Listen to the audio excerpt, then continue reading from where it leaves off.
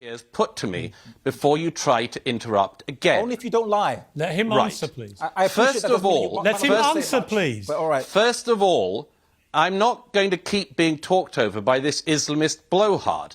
Let me speak. First of all, your first guest treated us to the first bit of mouthwash this evening by claiming that the word jihad can mean absolutely anything. Nonsense. When a big bearded member of Hizb ut-Tahrir calls for jihad on the streets of London, then they are not calling for an interpersonal struggle with the nature of the divine. They are calling for violence. And anyone who can't recognise that should be questioned about their own motives. Secondly, we've just been treated to a monologue about casualty figures in Gaza. Where do these figures come from? I'll tell you where they come from. They come from Hamas. It's quite remarkable to me that 2 months after the October the 7th massacre, the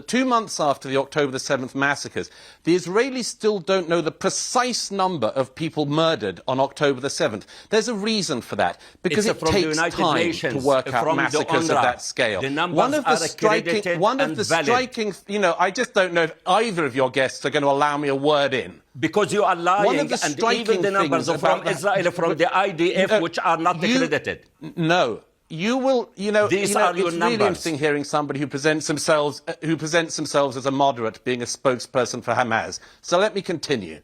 They are Hamas figures. They are all provided by the ministries of Hamas, which is a prescribed terrorist organization. If you want to reel off Hamas figures, then be my guest, but you are not able to mislead the viewers of Piers' show by quoting Hamas figures at his viewers as if they are holy writ. I am not quoting. It's the Euro we've been treated to this nonsense. Nations. We've been treated it's the international community organizations. Where do you think they get the figures from? Where do you think they get the figures from? Thirdly, I will continue to speak if it kills you.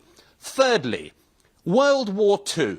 It is nonsense that what has been happening in Gaza has, as you said in this endless list of fallacies, that there has been more bombing in Gaza, more deaths and destruction in Gaza than during World War II. Do you know anything about World War II? Almost, do you know anything about World War II?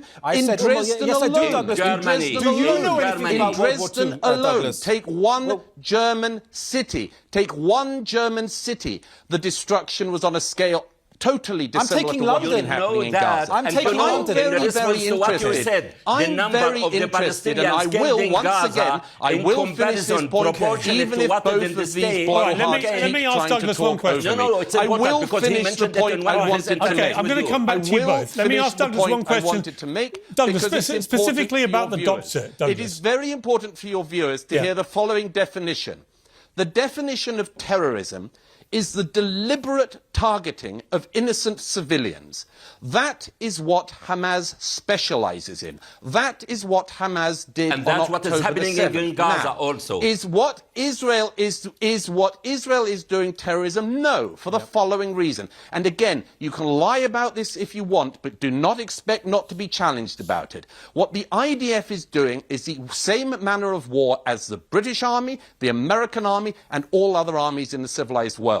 They target terrorists like Hamas, and there are civilian casualties. Yes, there are. But it is not the aim of the IDF, any more than it is of the British or American armies, to target civilians. And anyone who pretends otherwise is lying to the public watching.